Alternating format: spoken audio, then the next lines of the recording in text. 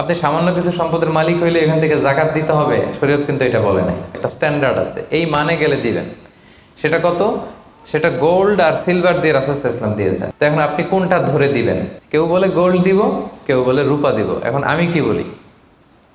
আমি আপনাদেরকে সাজেস্ট করবো আপনারা রূপারটা ধরবেন। অল্প আসুক না, ধরেন আপনার 1,000 টাকা জাকাত আসছে, তা আপনি যদি 1,000 টাকা জাকাত দেন, এটা আপনার হৃদয়ে একটা প্রশান্তির কারণ হবে না যে আমি সম্মানিত জাকাত দাতা, আলহামদুলিল্লাহ। এবং এত বড় একটা ফরজ ইবাদতের লিস্টে যে আপনি ঢুকতে পারছেন, এটাও তো কম কিসে, কি বলেন? জাকাত ফরজ হওয়ার শর্ত আছে, এই শর্তগুলো আমরা শুনব। 5টা শর্ত। প্রাইমারি শর্ত হচ্ছে নেসাব পরিমাণ সম্পদের মালিক হওয়া, আর এটা হাওলানিল হাওল, 1 বছর থাকা। এগুলো হচ্ছে প্রাইমারি শর্ত। আরও 3টা সেকেন্ডারি শর্ত হচ্ছে আল মিলকিয়া, পূর্ণ ওনারশিপ থাকা। আর জিয়াদা, এটা আপনার